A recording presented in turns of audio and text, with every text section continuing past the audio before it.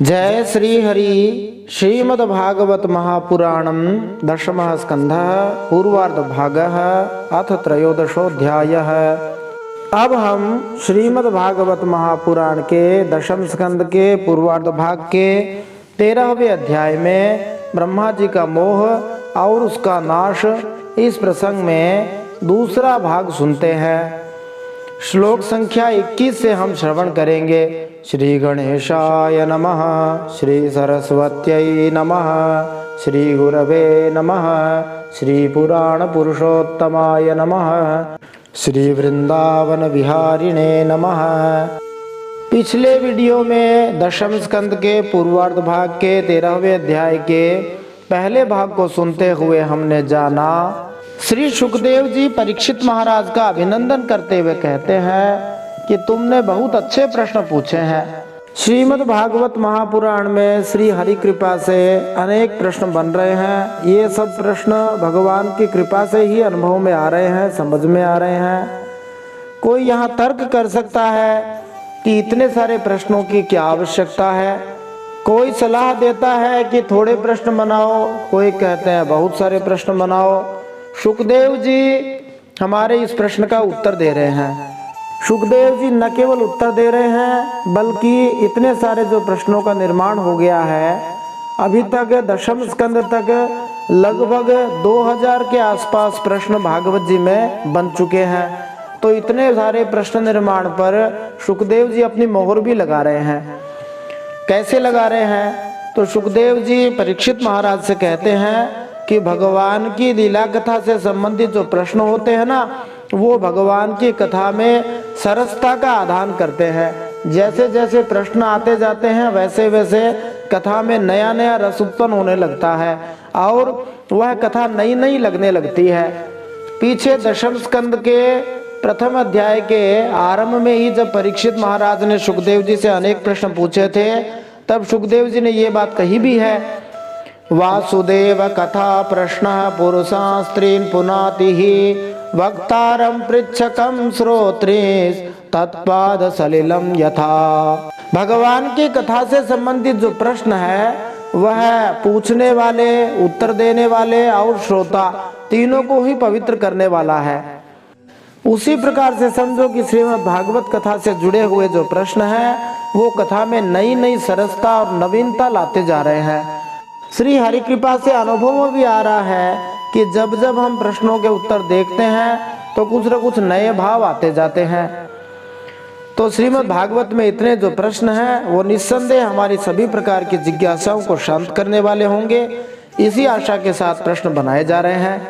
श्री सुखदेव जी कहते हैं कि देखो, जो रसिक संत महात्मा होते हैं, भगवान के प्यारे भक्त होते हैं, उनकी वाणी सदा ही भगवान की लीलाओं का, भजनों का गान करती रहती है।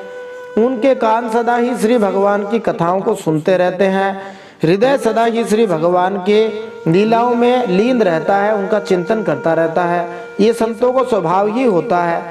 तो कोई ये कह सकता है कि एक बार कथा सुन ली तो हो गई तृप्ति, बार बार कथा क्या सुनना है? तो सुखदेव जी कहते हैं कि देखो, लंपट पुरुष स्त्रियों के बारे में जितनी बार कोई बात सुनता है, उसे नया नया रस जान पड़ता है। तो कोई लंपट पुरुष को पूछ सकता है कि तुम्हारी शादी हो गई, विवाह हो गया, तुम्हारे पत्नी है, फिर तरह तरह की स्त्रियों के बारे में तुम बात क्यों करते हो? तो वो कहता है मुझे इसमें मजा आता है, अच्छा लगता है, रस आता है। उसी प्रकार से संत महात्माओं को भगवान की जो लीलाएं हैं, उनमें रस आता है। वैसे भी गोस्वामी तुलसीदास जी ने ये बात कही है श्री रामचरितमानस में, रामचरित जे सुनत अघाही, रस विशेष जाना तिन नाही। जो भगवान की कथा सुनकर कहते हैं कि हमने बहुत कथा सुनी है, हमारा पेट भर गया है, समझो कि उन्हें रस मिला नहीं है। संत महात्मा इसी बात को ध्यान में रखते हुए सदा ही भगवान की रसमयी कथाओं को सुनते रहते हैं और हमेशा नित्य नूतन अनुभव करते रहते हैं। और गोस्वामी तुलसीदास जी ने ही श्री रामचरितमानस उत्तरकांड का जब अवसान कर रहे थे, तब ये दोहा कहा है। इसी उदाहरण को बताया है जहां वे कहते हैं, कामिहि नारी प्यारी जिमि लोभी प्रिय जिमि दाम, तिमि रघुनाथ निरंतर, प्रिय लागहु मोहि राम। जैसे कामी व्यक्ति को स्त्री बहुत प्यारी लगती है, लोभी व्यक्ति को धन प्यारा लगता है। वास्तव में वर्तमान काल में लोगों का सारा समय, सारी ऊर्जा इन्हीं दो चीजों पे खर्च हो रही है, स्त्रियों पर और धन पर। यही सबसे ज्यादा प्यारे लगते हैं। भक्त कहता है वैसे ही हमें भगवान प्यारे लगे, हे प्रभु आप हमें वैसे ही प्यारे लगने लग जाओ। तो इस प्रकार से सुखदेव जी संत महात्माओं की तुलना लंपट पुरुषों से करते हैं।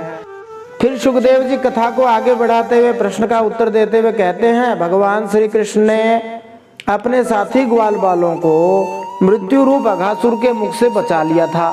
फिर वे यमुना जी के तट पर गए, और वह यमुना जी का तट कैसा है? तो सुखदेव जी कहते हैं यमुना जी का वह जो किनारा है अत्यंत रमणीय है। यमुना जी की जो बालू है इतनी कोमल और स्वच्छ है कि वहाँ लोग नंगे पांव ही घूमते हैं। और संत महात्मा उस यमुना जी के किनारे जहाँ पर भगवान श्री कृष्ण ने लीलाएं की थी वहाँ जाना पसंद करते हैं। निस्संदेह वृंदावन भूमि बड़ी ही दिव्य है। संत महात्मा सदा ही वृंदावन में जाकर रहना चाहते हैं। मीराबाई का एक पद है जिसमें वृंदावन की महिमा मीराबाई बताती है, हम सुनते हैं। आइए हम उस वृंदावन की थोड़ी सी महिमा सुनते हैं। वृंदावन दिव्य भूमि है। कैसी भूमि है? वृंदावन अच्छा क्यों लगता है? तो मीराबाई गाती है, आलीरी माने लागे वृंदावन नीको, आली माने लागे वृंदावन नीको, लागे वृंदावन नीको, लागे वृंदावन नीको, आली मन लागे वृंदावन नीको, आली मन लागे वृंदावन नीको। घर घर तुलसी ठाकुर पूजा, घर घर तुलसी ठाकुर पूजा, दर्शन गोविंद जी को, दर्शन गोविंद जी को, आली मान लागे वृंदावन नीको, आली मान लागे वृंदावन नीको। निर्मल नीर बहत जमुना में, निर्मल नीर बहत जमुना में, भोजन दूध दही को, भोजन दूध दही को, रतन सिंहासन आप विराजे, मुगट धर्यो तुलसी को, मुगट धर्यो तुलसी को, आली मन लागे वृंदावन नीको, आली मन लागे वृंदावन नीको। कुंजन कुंजन फिरत राधिका, कुंजन कुंजन फिरत राधिका, शब्द सुनत मुरली को, शब्द सुनत मुरली को। मीरा के प्रभु गिरधर नागर, मीरा के प्रभु गिरधर नागर, भजन बिना नर फीको, भजन बिना नर फीको, आली मान लागे वृंदावन नीको। तो निस्संदेह वृंदावन की भूमि बड़ी ही दिव्य है, भक्त लोगों को बहुत अच्छी लगती है। भगवान श्री कृष्ण उस वृंदावन भूमि में अपने सभी सखाओं के साथ बैठ के भोजन करते हैं। उन सब की भोजन करने की रीति भी बड़ी ही विलक्षण है। भगवान श्री कृष्ण सबके बीचों बीच बैठे हुए हैं और उनके ग्वाल बाल भगवान को चारों तरफ से घेर कर मंडलाकार में बैठे हुए हैं। जैसे कमल की कर्णिका माने बीच में जो बीज होता है उसके चारों ओर पंखुड़ियां होती है, ऐसे ही भगवान श्री कृष्ण के जो सखा थे, ग्वाल बाल थे, वे भगवान को घेरे हुए थे। और प्रत्येक ग्वाल बाल को ऐसे ही लग रहा था जैसे भगवान श्री कृष्ण उन्हें ही देख रहे हैं। भगवान की भगवत्ता बड़ी विलक्षण है। यहाँ हम देख सकते हैं कि जैसे इन ग्वाल बालों के केंद्र में भगवान है, ऐसे ही जिन भक्तों के केंद्र में मानी बीच में मुख्य रूप से भगवान है, वे जो भी काम करते हैं उनका निस्संदेह उससे कल्याण हो जाता है। हमें जो भी काम करने को मिले भले ही करें, परंतु बीच में केंद्र में भगवान रहने चाहिए। इसका तात्पर्य ये हुआ हम जो कुछ करते हैं भगवान के लिए ही कर रहे हैं, ऐसा मानकर हम जिएंगे तो हमारा कल्याण हो जाएगा, हम भक्त हो जाएंगे। अब भगवान श्री कृष्ण भोजन कैसे कर रहे हैं, तो कोई फूल कोई पत्ते पर भोजन लेकर आया है, कोई अंकुर कोई फल कोई छीके छाल और कोई पत्थरों के ही बर्तन बनाकर ले आए हैं, उनमें भोजन कर रहे हैं। भगवान श्री कृष्ण और ग्वाल बाल सभी आपस में अपनी अपनी रुचि दिखा रहे हैं। किसी को फल पसंद है, किसी को मिठाई पसंद है, जिसको जो अच्छा लगे प्रेम से मिल बैठकर खा रहे हैं। और सभी लोग कहते ही हैं कि बांट के खाना वैकुंठ में जाना, यहाँ तो साक्षात वैकुंठ धाम ही वृंदावन में आ गया है। फिर भी ये बांटना भक्त लोग छोड़ते नहीं हैं, भक्त लोग सदा ही बांटते रहते हैं। जो राक्षस लोग होते हैं वो छीनने में लगे रहते हैं, भक्त लोग बांटने में लगे रहते हैं। सब लोग हंसते हंसते लोटपोट होकर के एक दूसरे से मजाक करते हुए भोजन कर रहे हैं। इन ब्रजवासियों के भाग्य की महिमा के बारे में कोई क्या कह सकता है। जिस समय भगवान श्री कृष्ण भोजन कर रहे थे उनकी बड़ी ही निराली छटा थी। मुरली को भगवान ने कमर की फेंट में आगे की ओर खोस लिया हुआ है, सींगी और बेत बगल में दबा रखे हैं। सींगी बजाने के लिए होती थी, बेत गाय को आदि को घेरने के लिए रखते थे। बाएं हाथ में घी मिला हुआ दही भात का कौर था, अंगुलियों में अदरक नींबू आदि के अचार मुरब्बे दबा रखे थे। ग्वाल बाल भगवान श्री कृष्ण को चारों ओर से घेर कर बैठे हुए थे। वे स्वयं सबके बीच में बैठकर अपनी विनोद भरी बातों से अपने साथी ग्वाल बालों को हंसाते जा रहे थे। सुखदेव जी कहते हैं जो सभी यज्ञों के एकमात्र भोक्ता हैं, भोक्तारम सर्वतपसाम, वे ही भगवान ग्वाल बालों के साथ बैठकर ऐसी बाल लीला करते हुए भोजन कर रहे थे। स्वर्ग के देवता आश्चर्यचकित होकर यह अद्भुत लीला देख रहे थे। भोजन करते करते भोजन में लीन हो गए। अचानक ग्वाल बालों का ध्यान गया कि अरे बछड़े कहाँ चले गए। भगवान श्री कृष्ण ने कहा चिंता मत करो, तुमने भजन किया है, मैंने तुम्हें वचन दिया है। भगवान ने वचन दिया है कि जो मेरा भजन करता है उनका योगक्षेम मैं वहन करता हूँ, तुम आराम से भोजन करो, मैं बछड़ों को ढूंढ कर लाता हूँ। भगवान भक्तों को एक प्रकार से आश्वासन दे रहे हैं कि तुम्हारे सब काम मैं करूंगा, तुम तो भजन करो। भजन करने वाला होना चाहिए, भगवान सब काम करने को तैयार है। जिस मात्रा में भक्त का भगवान में विश्वास होता है उस मात्रा में भगवान उसकी सहायता करते हैं, उसके सब काम करते हैं। अब भगवान श्री कृष्ण बछड़ों को ढूंढने चले गए। ब्रह्मा जी ये सब खेल खेल रहे थे, आकाश में पहले से उपस्थित थे। भगवान के प्रभाव से अगासुर मोक्ष को देखकर आश्चर्य अनुभव किया था और अब लीला मनुज भगवान श्री कृष्ण की और मनोहर लीलाएं देखने के लिए ब्रह्मा जी ने ऐसा खेल रचा कि सभी बछड़ों को उन्होंने गायब कर दिया था। जब भगवान श्री कृष्ण बछड़ों को ढूंढने चले गए तब इधर ग्वाल बालों को भी अन्यत्र ले जाकर रख दिया, एक प्रकार से उनको गायब कर दिया। तो वास्तव में ब्रह्मा जी भगवान की एक प्रकार से परीक्षा करना चाह रहे थे। उनकी नई लीला देखने के लिए ब्रह्मा जी ने ऐसा खेल रचा था। भगवान श्री कृष्ण जब बछड़े मिले नहीं, यमुना जी के उस पुलिन पर वापस आए, वहां आकर देखा ग्वाल बाल भी नहीं है। चारों ओर सब जगह उनको ढूंढ कर देखा। फिर भगवान ने तुरंत विचार करके समझ लिया, अच्छा ये ब्रह्मा जी की करतूत है। अब भगवान श्री कृष्ण यहाँ पर दिखा रहे हैं कि वे सर्वसमर्थ हैं। यद्यपि ब्रह्मा जी के द्वारा चुराए हुए ग्वाल बाल और बछड़ों को भगवान वहां से सीधा ला सकते थे, लेकिन इससे ब्रह्मा जी का मोह दूर न होता और वे भगवान की उस दिव्य माया का ऐश्वर्य भी देख नहीं सकते थे जिसने उनके विश्वकर्ता होने के अभिमान को नष्ट किया। ब्रह्मा जी सोचते थे कि मैं ही सृष्टि करने वाला हूँ, सृजन करने वाला हूँ, इसीलिए भगवान उन्हीं ग्वाल बाल और बछड़ों को न लाकर स्वयं ही वैसे ही एवं उतने ही ग्वाल बाल और बछड़े बन गए।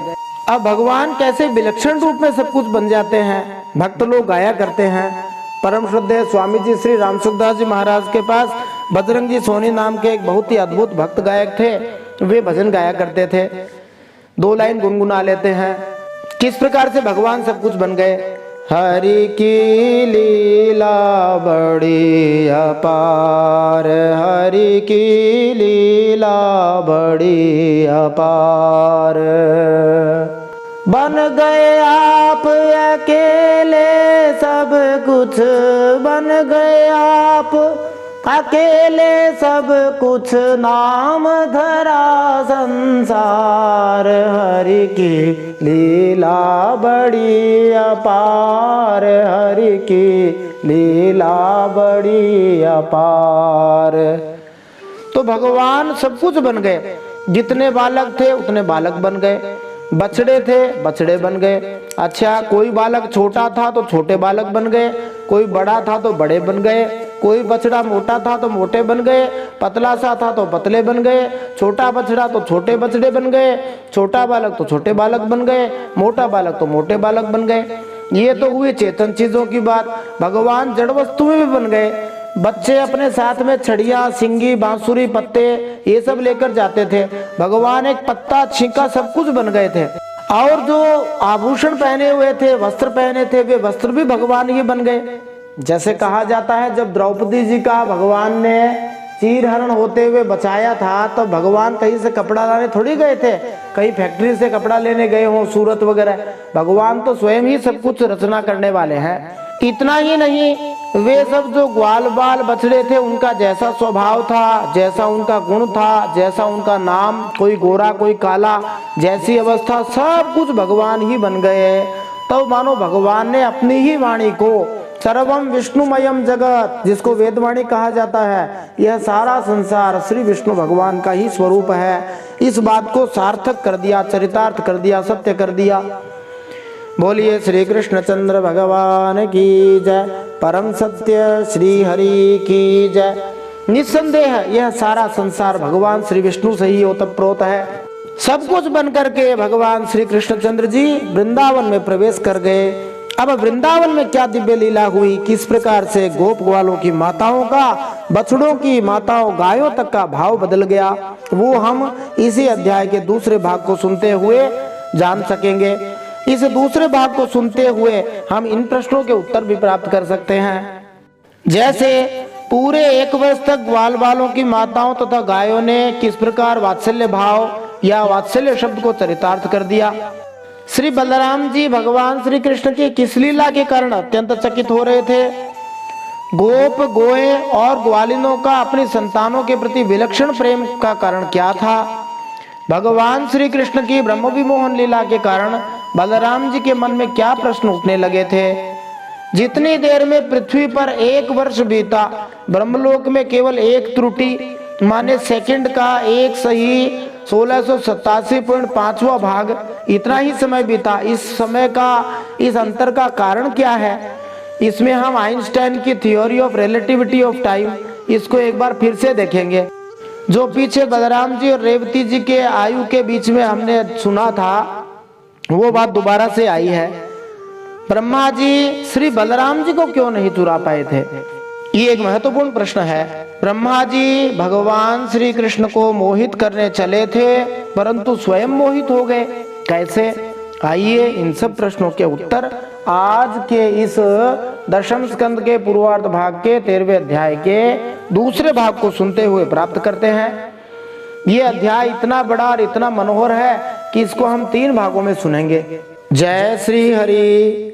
नारायणं नमस्कृत्य नरं चैव नरोत्तमं देवीं सरस्वतीं व्यासं ततो जयमुदीरयेत।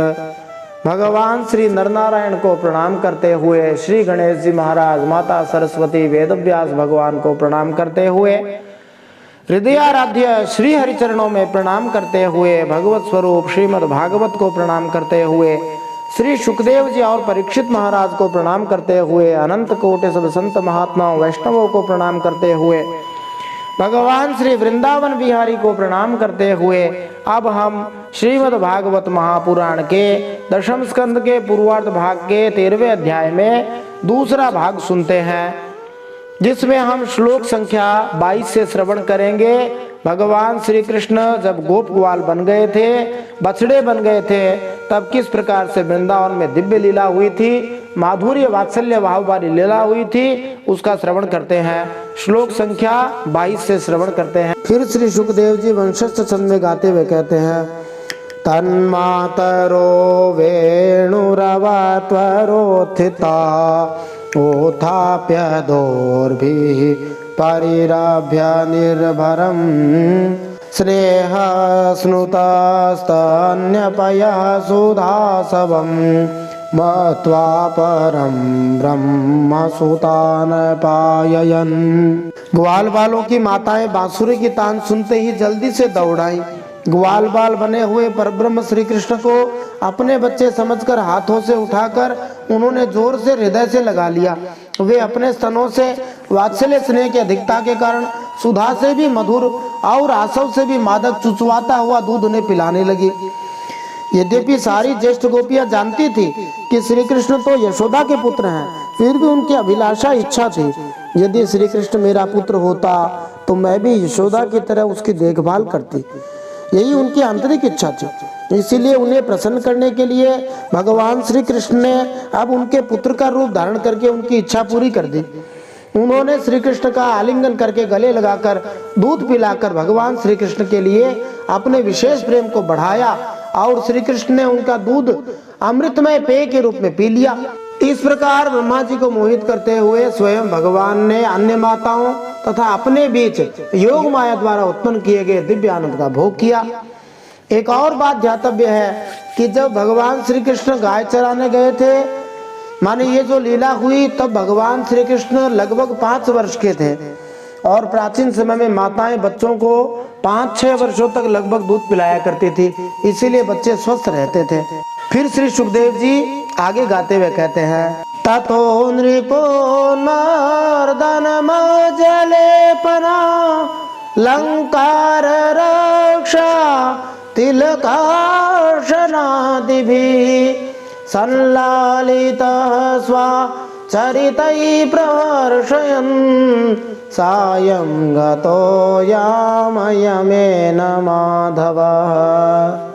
इसी प्रकार प्रतिदिन संध्या के समय भगवान श्री कृष्ण उन ग्वाल बालों के रूप में वन से लौटाते अपने बाल सुलभ लीलाओं से माताओं को आनंदित करते। वे माताएं उन्हें उबटन लगाती, नहलाती, चंदन का लेप करती, अच्छे अच्छे कपड़े पहनाती, गहनों से सजाती। दोनों भौहों के बीच में ढीठ से बचाने के लिए काजल का डिठोना लगा देती थी तथा भोजन कराती और तरह तरह से बड़े लाड प्यार से उनका लालन पालन करती। अब तो रोज का काम यही था कि स्वयं भगवान उठते, स्वयं ही सबको जगाते और स्वयं ही कहते कि चलो, और स्वयं ही चराते हुए जाते, स्वयं ही एक दूसरे से बात करते हुए मानो स्वयं से ही बात करते हैं। वैसे तो सब कुछ भगवान ही है, भगवान से अलग कुछ भी नहीं है, परंतु यह लीला ऐसी विलक्षण है। गावस्ततो गोष्ठमुपेत्य सत्वरं हुंकार घोषैः परिहूत संगतान् स्वकान् वत्सतरान् पाययन् मुहुर्लिहन्त्यः स्रवदौध संपयः। ग्वालिनों के समान गायें भी जब जंगलों में से चरकर जल्दी जल्दी लौटती, उनकी हुंकार सुनकर उनके प्यारे बछड़े दौड़कर अपनी माँ के पास आ जाते, तब वे बार बार उन्हें अपनी जीभ से चाटती और अपना दूध पिलाती। उस समय स्नेह की अधिकता के कारण उन गायों के थनों से स्वयं ही दूध की धारा बहने लगती थी। बोलिए भक्त वत्सल भगवान की जय। श्री भगवान की कैसी विलक्षण लीला हुई है। फिर श्री सुखदेव जी कहते हैं, गो गोपीना मातृतास्मिन् सर्वा स्नेहर्धिकां विना पुरो वदास्वपि हरेस् तोकता मायया विना व्रजौकसां स्वतोकेषु स्नेहवल्याब्धमन्वहम् शनैर्निस्सीमववृधे यथा कृष्णे त्वपूर्ववत्। सुखदेव जी कहते हैं, इन गायों और ग्वालिनों का मातृभाव पहले जैसा ही ऐश्वर्य ज्ञान से रहित था और विशुद्ध था। हाँ, अपने असली पुत्रों की अपेक्षा इस समय उनका स्नेह अवश्य ज्यादा था। इसी प्रकार भगवान भी उनके पहले पुत्रों की तरह पुत्र भाव दिखला रहे थे, परंतु भगवान में उन बालकों के जैसा मोह का भाव नहीं था कि मैं इनका पुत्र हूँ। यही भगवान और साधारण जीव में अंतर होता है। अपने तथा पराये पुत्र के बीच भेद होना अस्वाभाविक नहीं है। अनेक ज्येष्ठ महिलाएं अन्यों के बेटों से माता की तरह स्नेह तो रखती हैं, किंतु वे भी अपने तथा परायों में भेद बरतती हैं। किंतु अब ज्येष्ठ गोपिकाएं अपने पुत्रों तथा भगवान श्री कृष्ण में यह भेद नहीं कर पाई, क्योंकि उनके पुत्रों को तो ब्रह्मा चुरा ले गए थे और स्वयं भगवान श्री कृष्ण ही उनके बेटे बन गए थे। इसलिए अपने पुत्रों के लिए जो अब श्री कृष्ण स्वयं ही थे, यह अधिक स्नेह मोह के कारण था, जो ब्रह्मा के मोह जैसा ही था। पहले श्रीदामा, सुदामा, सुबल और श्री कृष्ण के अन्य मित्रों की माताएं एक दूसरे के पुत्रों से ऐसा स्नेह नहीं करती थी, किंतु अब गोपियां सारे बालकों को अपना ही पुत्र मान रही थी। इसीलिए सुखदेव जी ने स्नेह की इस वृद्धि को ब्रह्मा, गोपियों, गायों इत्यादि के मोह के रूप में बतलाया है। यद्यपि ब्रजभूमि के सारे निवासियों, ग्वालों तथा गोपियों में पहले से ही भगवान के लिए अपने निजी पुत्रों से ज्यादा स्नेह था, किंतु अब 1 वर्ष तक उनके अपने पुत्रों के प्रति यह स्नेह लगातार बढ़ता ही गया, क्योंकि अब भगवान श्री कृष्ण उनके पुत्र बन चुके थे। अब अपने पुत्रों के प्रति, जो कि भगवान श्री कृष्ण ही थे, उनके प्रेम की वृद्धि का कोई पारावार नहीं था, कोई सीमा नहीं थी। प्रतिदिन ही उन्हें अपने पुत्रों से श्री कृष्ण जितना प्रेम करने की नई प्रेरणा प्राप्त हो रही थी। इत्थमात्मात्मनात्मानं वत्सपालमिषेण सह पालयन् वत्सपो वर्षं चिक्रीडे वनगोष्ठयोः एकदा चारयन् वत्सान् स रामो वनमाविशत् पंचशाशोत्रियामासु हायनापूरणीष्वजः ततो विदूराच्चरतो गावो वत्सानुपव्रजम् गोवर्धनाद्रिशिरसि चरन्त्यो ददृशुस्तृणम्। इस प्रकार सर्वात्मा श्री कृष्ण बछड़े और ग्वालों के बहाने गोपाल बनकर अपने बालक रूप से वत्स रूप का पालन करते हुए 1 वर्ष तक वन और गोष्ठ में खेलते रहे, क्रीड़ा करते रहे। 1 वर्ष तक तो ऐसा ही था, जो कुछ था वह सब श्री कृष्ण हो गया था। बछड़े, ग्वाल बाल तथा उनके पालक स्वयं सभी भगवान श्री कृष्ण थे।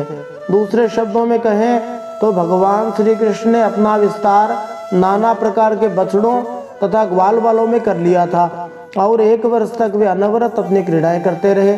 श्रीमद् भगवत गीता में यही कहा गया है कि श्री कृष्ण का विस्तार मनि अंश हरेक के हृदय में परमात्मा रूप में विद्यमान है। जब 1 वर्ष पूरा होने में 5-6 रातें ही बाकी थी, तब एक दिन भगवान श्री कृष्ण बलराम जी के साथ बछड़ों को चुराते हुए वन में गए। इस समय तक बलराम जी भी ब्रह्मा की तरह मोह से आवृत थे। श्री बलराम जी भी यह नहीं जान पाए थे कि ये सारे बछड़े तथा ग्वाल बाल श्री कृष्ण के ही विस्तार हैं, या स्वयं वे भी श्री कृष्ण के विस्तार हैं। श्री बलराम जी को यह बात वर्ष पूरा होने के केवल 5-6 दिन पहले बतलाई गई थी। उस दिन क्या हुआ, गायें गोवर्धन की चोटी पर घास चर रही थी। वहां से उन्होंने ब्रज के पास ही घास चरते हुए बहुत दूर अपने बछड़ों को देखा। फिर क्या हुआ, सुखदेव जी उपजाति छंदों में बताते हैं। दृष्ट्वाथ तत्स्नेहवशो स्मितात्मा स गोव्रजोत्यात्मपदुर्गमार्गः द्विपात्कूद्ग्रीव उदास्य पूछो गाधुंकृतैराश्रुपया जवेन। बछड़ों को देखते ही गायों का वात्सल्य स्नेह उमड़ आया। वे अपने आप की सुध-बुध खो बैठी और ग्वालों के रोकने की कुछ भी परवाह न करके जिस मार्ग से वे न जा सकते थे, उस मार्ग से हुंकार करती हुई बड़े वेग से भागी। उस समय उन गायों के थनों से दूध बहता जाता था। उनकी गर्दनें सिकुड़कर डील से मिल गई थी। वे पूंछ तथा सिर उठाकर इतने वेग से भागी कि ऐसे लगता था मानो उनके 2 ही पैर हैं। सामान्यतः गाय तथा बछड़े अलग अलग चराए जाते हैं। बड़े लोग गायों की रखवाली करते हैं, छोटे लड़के बछड़ों की। किंतु इस बार गायों ने जैसे ही गोवर्धन पर्वत के नीचे अपने बछड़ों को देखा, वे अपनी स्थिति भूल गईं और तेजी से अपनी पूंछ उठाए अगले तथा पिछले पैर जोड़े दौड़ती रही, जब तक वे अपने बछड़ों के पास पहुंच नहीं गई। मानो जैसे मनुष्य 2 पैरों से भागते हैं, ऐसे गायें आज इतनी तेजी से भाग रही हैं। समेत्य गावोधो वत्सान् वत्सवत्योऽप्यपाययन् गिलन्त्य इव चाङ्गानि लिहन्त्यः स्वौधसम्पयः गोपास्तद्रोधनायासमौघ्यलज्जोरुमन्युना दुर्गाध्वकृच्छ्रतोऽभ्येत्य गोवत्सैर्ददृशुः सुतान्। जिन गायों के और भी बछड़े हो चुके थे वे भी गोवर्धन के नीचे अपने पहले बछड़ों के पास दौड़ आई। उन्हें स्नेहवश अपने आप बहता हुआ दूध पिलाने लगी। उस समय वे अपने बच्चों का एक एक अंग ऐसे चाव से चाट रही थी मानो उन्हें अपने पेट में रख लेंगी। गोपों ने उन्हें रोकने का बहुत प्रयास किया परंतु उनका सारा प्रयत्न बेकार रहा। उन्हें अपनी विफलता पर थोड़ी लज्जा और गायों पर बड़ा क्रोध भी आया। जब वे कष्ट उठाकर उस कठिन मार्ग से उस स्थान पर पहुंचे तब उन्होंने बछड़ों के साथ अपने बालकों को भी देखा। हर एक के मन में श्री कृष्ण के लिए स्नेह बढ़ता ही जा रहा था। जब ग्वालों ने पर्वत से नीचे आकर अपने अपने पुत्रों को देखा जो श्री कृष्ण के अलावा अन्य कोई न थे तो उनका स्नेह बढ़ता ही गया। फिर सुखदेव जी वंशज छंद में गाते हैं तदीक्षणोत्प्रेम रसाप्लुताशया जातानुरागा गतमन्यभोर्भकान् उदूयदोर्भिः परिराभ्य मूर्धरि घ्राणैरवापुः परमां मुदं ते। अपने बच्चों को देखते ही उन गोप ग्वालों का हृदय भी प्रेम रस से भर गया। बालकों के प्रति अनुराग की बाढ़ आ गई। उनका क्रोध न जाने कहाँ हवा हो गया। जो भी गायों पर क्रोध कर रहे थे वो क्रोध नष्ट हो गया। उन्होंने अपने अपने बालकों को गोद में उठाकर हृदय से लगा लिया। उनका मस्तक सूंघकर अत्यंत आनंदित हुए। पहले ये ग्वाले जब पहाड़ की चोटी पर थे तो क्रुद्ध हुए थे लेकिन भगवान श्री कृष्ण होने के कारण उनके बालक अत्यधिक आकर्षक लग रहे थे, इसलिए विशेष प्रेम बस ग्वाले तुरंत ही पहाड़ से नीचे उतर आए। ततः प्रवयसो गोपास्तोकाश्लेषसु निर्वृताः कृच्छ्राच्छनैरपगतास्तदनु स्मृत्युदश्रवः व्रजस्य रामः प्रेमरधेर्वीक्ष्य उत्कण्ठ्यमनुक्षणम् मुक्तस्तनेष्वपत्येष्वप्यहेतुविदचिन्तयत्। बूढ़े गोपों को अपने बालकों के आलिंगन से परम आनंद प्राप्त हुआ। वे सब निहाल हो गए। फिर बड़े कष्ट से उन्हें छोड़कर धीरे धीरे वहां से गए। जाने के बाद भी बालकों के और उनके आलिंगन के स्मरण से उन सब की आंखों में प्रेम के आंसू बहते जा रहे थे। अपने पुत्र को आलिंगन करना, गले लगाना और उसके सिर को सूंघना ये सब स्नेह के प्रेम के लक्षण है। अब बलराम जी को आश्चर्य हो रहा है। उन्होंने देखा कि ब्रजवासी गोप गायें ग्वालिनों की उन संतानों पर भी जिन्होंने अपनी माँ का दूध पीना छोड़ दिया है क्षण प्रति क्षण प्रेम संपत्ति और उसके अनुरूप उत्कंठा बढ़ती ही जा रही है। तब वे विचार में पड़ गए क्योंकि उन्हें इसका कारण समझ में नहीं आया। भाव यह है, बलराम जी ने विचार किया कुछ गायों के छोटे बछड़े थे जो उनका दूध पहले से ही पी रहे थे और कुछ गायों ने अभी अभी बच्चे दिए हैं, ब्याही थी अभी अभी, किंतु अब प्रेमवश गायें भावावेश में आकर उन पुराने बछड़ों के प्रति भी स्नेह प्रदर्शित करने लगी जिन्होंने दूध पीना छोड़ दिया था। माने जो बड़े हो गए थे, ये बछड़े बड़े हो चुके थे किंतु फिर भी माताएं उन्हें दूध पिलाना चाह रही थी। इसलिए श्री बलराम जी को कुछ आश्चर्य हुआ और उन्होंने श्री कृष्ण से उनके इस व्यवहार का कारण पूछना चाहा। गायें नए बछड़ों के उपस्थित होते हुए भी अपने बड़े बछड़ों को दूध पिलाने के लिए ज्यादा उत्सुक थी क्योंकि पुराने बछड़े श्री कृष्ण के विस्तार थे। ये आश्चर्यजनक घटनाएं योग माया के प्रबंध से हो रही थी। भगवान के निर्देशन में दो तरह की माया कार्य करती है। महामाया जो भौतिक संसार की शक्ति है, योग माया जो आध्यात्मिक संसार की शक्ति है। ये असामान्य घटनाएं योग माया के प्रभाव से हो रही थी। जिस दिन से ब्रह्मा जी ने बछड़ों तथा ग्वाल बालों को चुराया था उसी दिन से योग माया इस तरह का कार्य कर रही थी कि वृंदावन के निवासी जिनमें स्वयं बलराम जी भी सम्मिलित थे समझ नहीं पाए कि योग माया किस तरह से इन असामान्य घटनाओं को घटित कर रही है। किंतु ज्यों-ज्यों योग माया धीरे धीरे कार्य करने लगी तो विशेषकर श्री बलराम जी समझ गए कि क्या हो रहा है। इसलिए उन्होंने भगवान श्री कृष्ण से पूछा कि मैं तदाद्भुतमिव वासुदेवे खिलात्मने व्रजस्य सात्मनस्तोके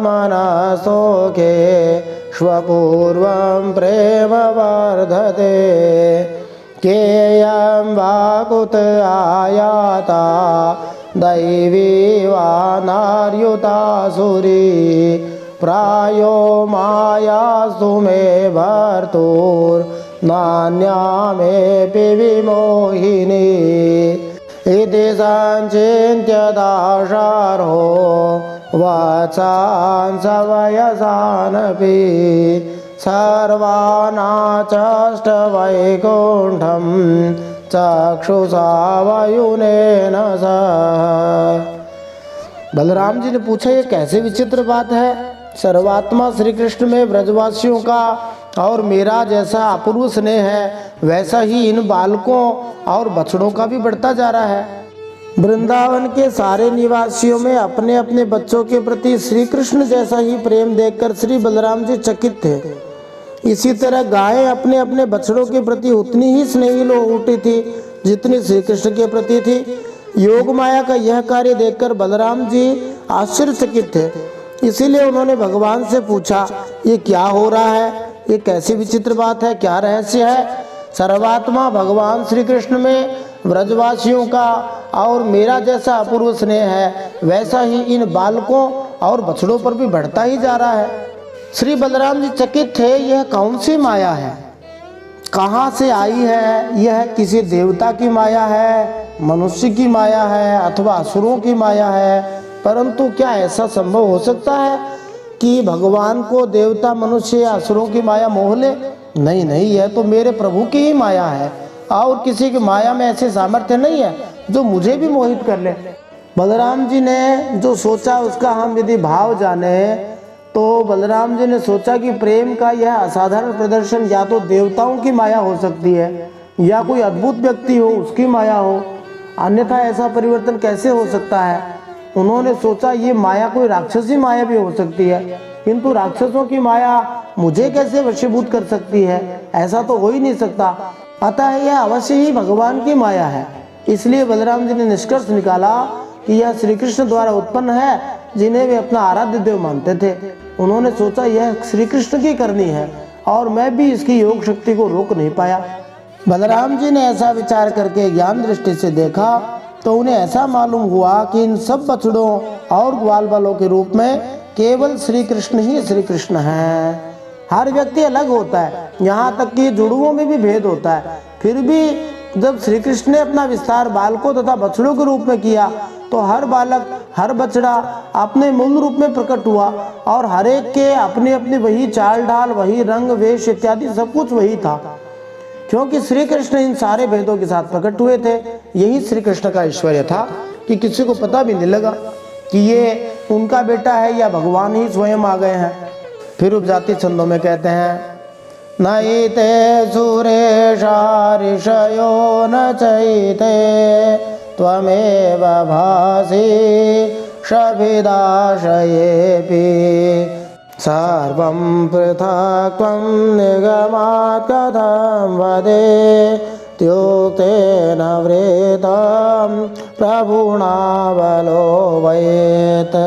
तो बलराम जी ने कहा, हे भगवान, यह ग्वाल बाल और बछड़े न देवता हैं न तो कोई ऋषि है। इन भिन्न भिन्न रूपों का आश्रय लेकर भी आप अकेले ही इन रूपों में प्रकाशित हो रहे हैं। कृपया स्पष्ट करके थोड़े ही शब्दों में बतला दीजिए कि आप इस प्रकार बछड़े, बालक, सिंगी, रस्सी आदि के रूप में अलग अलग क्यों प्रकाशित हो रहे हैं। तब भगवान ने ब्रह्मा की सारी करतूत सुनाई और बलराम जी ने सब बातें जान ली।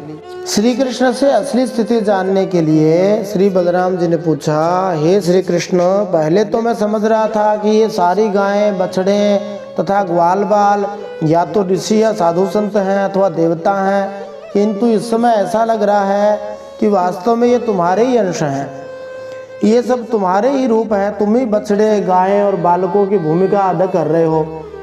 इसका रहस्य क्या है? वे दूसरे बछड़े, गायें तथा ग्वाल बाल कहाँ चले गए? तुमने इन सब में अपना विस्तार क्यों किया? इन सब का कारण बताओ।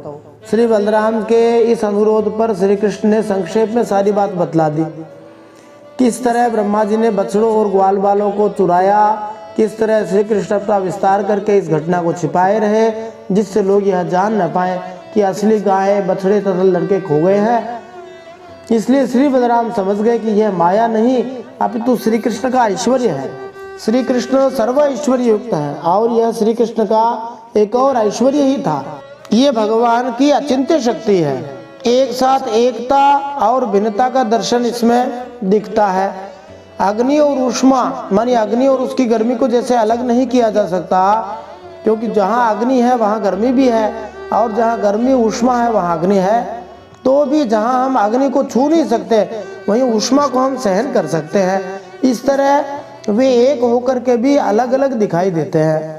तावदेत्यात्म भूरात्म माने न त्रुट्यने हसा पुरोवदब्दं क्रीडन्तं ददृशे सकलं हरिं यावन्तो गोकुले बालः सवत्सः सर्व एव हि मायाशये शयाना में नाद्यापि पुनरुत्थिता।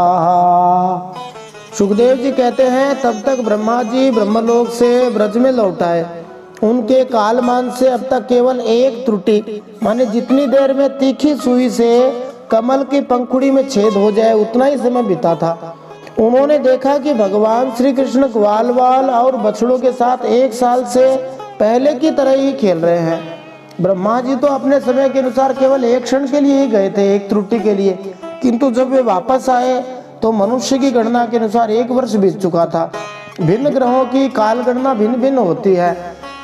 उदाहरणार्थ मनुष्य द्वारा निर्मित अंतरिक्ष यान 1 घंटा 25 मिनट में पृथ्वी का चक्कर लगा सकता है और इसमें आगे पीछे परिवर्तन होता रहता है, कभी तेज कभी धीरे। जैसे जैसे तकनीक बढ़ती है उसी गति से विमान चक्कर लगा सकता है। इस तरह एक दिन पूरा कर सकता है, जबकि पृथ्वी पर रहने वाले लोगों के लिए दिन में 24 घंटे होते हैं। विमान 1 घंटे में चक्कर लगा सकता है। इसलिए ब्रह्मा जी का एक क्षण पृथ्वी पर 1 वर्ष के बराबर था। श्री कृष्ण पूरे 1 साल इतने रूपों में अपना विस्तार किए रहे, किंतु योग माया की योजना के फलस्वरूप श्री बलराम जी के अलावा अन्य कोई इसे जान नहीं पाया। ब्रह्मा जी अपनी गणना के अनुसार 1 क्षण के बाद यह देखने के लिए लौटे कि उनके द्वारा बालकों तथा बछड़ों को चुराने से कैसा कौतुक हुआ होगा, किंतु साथ ही वे डरे हुए थे कि यह तो आग के साथ खिलवाड़ करने जैसा है। श्री कृष्ण उनके स्वामी हैं और कौतुक के लिए उन्होंने श्री कृष्ण के बछड़ों तथा मित्रों को चुराकर शैतानी की है। ब्रह्मा जी सचमुच चिंतित है, इसलिए उन्होंने देरी नहीं की, अपने हिसाब से क्षण भर बाद ही वापस आ गए। जब ब्रह्मा लौटे तो उन्होंने देखा कि सारे बालक, बछड़े और गाय श्री कृष्ण के साथ पहले की तरह खेल रहे हैं। श्री कृष्ण की योग माया से वही क्रीड़ाएं बिना किसी परिवर्तन के चल रही थी। जिस दिन ब्रह्मा पहले आए थे उस दिन श्री कृष्ण तथा ग्वाल बालों के साथ श्री बलराम नहीं जा सके थे, क्योंकि उस दिन बलराम जी का जन्मदिन था और उनकी माता ने शांतिक स्नान के लिए उन्हें घर पर रोक लिया था। इसलिए ब्रह्मा जी श्री बलराम जी को चुरा नहीं पाए थे। अब 1 वर्ष बाद जब ब्रह्मा जी वापस आए तो आज भी वही दिन था। उस दिन भी बलराम जी अपना जन्मदिन मना रहे थे, इसलिए घर पर ही थे। इसीलिए श्लोक में यद्यपि उल्लेख है कि ब्रह्मा ने श्री कृष्ण तथा ग्वाल बालों को देखा, किंतु श्री बलराम जी को नहीं देखा। बलराम जी का उल्लेख यहाँ नहीं हुआ। ये तो 5-6 दिन पहले की बात है कि बलदेव जी ने श्री कृष्ण से गायों तथा ग्वालों के विलक्षण स्नेह के विषय में पूछा था, किंतु अब जब ब्रह्मा जी वापस आ गए तो उन्होंने श्री कृष्ण के साथ सारे ग्वाल बालों तथा बछड़ों को उनके अंश स्वरूप में खेलता देखा, किंतु उन्होंने श्री बलदेव जी को नहीं देखा। पिछले वर्ष की तरह भगवान बलदेव जी उस दिन भी जंगल नहीं गए जब ब्रह्मा जी फिर से वहां प्रकट हुए थे। तो ब्रह्मा जी ने वहां क्या देखा, वे सोचने लग गए, गोकुल में जितने भी ग्वाल बाल और बछड़े थे वे तो मेरी योग माया से शैया पर सो रहे हैं। उनको तो मैंने अपनी माया से अचेत कर दिया था, वे तब से अब तक सचेत नहीं हुए। ब्रह्मा जी विचार किए, क्या है, कैसे हो सकता है कि मैं जिन बछड़ों और ग्वाल बालों को चुरा कर ले गया था वे ही गुफा से पुनः यहाँ लाए गए हों। क्या श्री कृष्ण उन्हें वापस लेकर आ गए हैं? किंतु फिर ब्रह्मा जी ने देखा कि जिन बछड़ों तथा बालकों को वे चुरा ले आए थे वे अब भी योग माया में हैं। इतएते त्रकुत्रत्या यन्माया मोहिते तरे तावन्त एव तत्राब्धं क्रीडन्तो विष्णुना समम् एवमेतेषु भेदेषु चिरं ध्यात्वा स आत्मभूः सत्यः के कतरेनेति ज्ञातुं नेष्टे कथंचन। ब्रह्मा जी का विचार अभी चल रहा है। उन्होंने सोचा तो मेरी माया से मोहित ग्वाल बाल और बछड़ों के अलावा ये उतने ही दूसरे बालक तथा बछड़े कहाँ से आ गए जो 1 साल से भगवान के साथ खेल रहे हैं। यहाँ पर विष्णु ना समम कहा है, तो ये जो बछड़े गाय और ग्वाल वाले थे ये उनके जैसे लग रहे थे, परंतु साक्षात भगवान श्री विष्णु स्वरूप ही थे, वे साक्षात विष्णु ही थे। ब्रह्मा को आश्चर्य हुआ। उन्होंने सोचा असली बालक तथा गाय तो अब भी वहीं पर है जहाँ उन्हें मैंने पिछले वर्ष रखा था, तो फिर वे कौन है जो भगवान श्री कृष्ण के साथ में है, वे कहाँ से आए हैं। ब्रह्मा जी को आश्चर्य हो रहा था कि उनकी योग शक्ति की उपेक्षा हुई है। श्री कृष्ण को ब्रह्मा द्वारा ले जाई गई गायों तथा बालकों को बिना छुए ही बछड़ों और बालकों की दूसरी पूरी टोली उत्पन्न कर दी। श्री कृष्ण ने ब्रह्मा जी द्वारा ले जाई गई गायों तथा बालकों को बिना छुए ही बछड़ों तथा बालकों की दूसरी पूरी टोली उत्पन्न कर दी है, जो सभी विष्णु तत्व हैं, उनके विस्तार है। इस तरह ब्रह्मा जी की योग शक्ति यहाँ हार गई। ब्रह्मा जी ने दोनों स्थानों पर दोनों को देखा और बहुत देर तक ध्यान करके अपने ज्ञान दृष्टि से उनका रहस्य खोलना चाहा, परंतु इन दोनों में कौन से पहले के ग्वाल बाल हैं, कौन से बाद के बना लिए गए हैं, इनमें से कौन सच्चे हैं, कौन से बनावटी हैं, ये बात वे किसी प्रकार समझ न सके। तो समझो कि ब्रह्मा जी किंग कर्तव्य विमूढ़ हो गए। वे समझ नहीं पाए कि असली लड़के तथा बछड़े तो वैसे ही सो रहे हैं जिस तरह मैंने उन्हें रखा था, किंतु श्री कृष्ण के साथ यहाँ दूसरा समूह खेल रहा है, ये कैसे हो गया। ब्रह्मा जी समझ नहीं पाए कि ये क्या हो रहा है, कौन सा बालक असली है, कौन सा नकली है। ब्रह्मा जी किसी ठोस निष्कर्ष पर नहीं पहुंच पा रहे थे। वे लंबे समय तक इस पर विचार करते रहे, बछड़ों तथा बालकों के एक ही समय 2 समूह कैसे हो गए।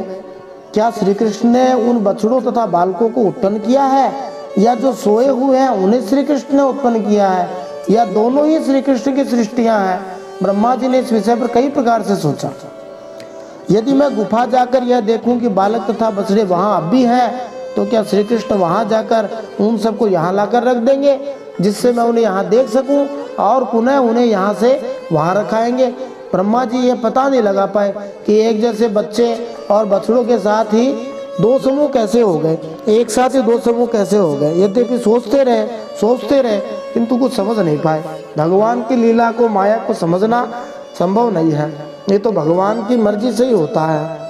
बोलिए भक्तवत्सल भगवान की जय। ब्रह्मा जी भगवान को मोहित करने के विचार से आए थे और स्वयं ही अपनी ही चाल में फंस गए और भगवान को मोहित करने के स्थान पर स्वयं ही मोहित हो गए। जैसे कोई जादूगर सम्राट हो जो जादू खूब सारा जानता हो, उसको कोई छोटा सा मदारी जादू दिखाकर अपनी चाल में फंसाना चाहे, वही हालत ब्रह्मा जी की हो रही है। अब आगे ब्रह्मा जी का क्या होगा, इसको जानने के लिए हम इसी अध्याय का 3रा भाग जब सुनेंगे तब जानेंगे।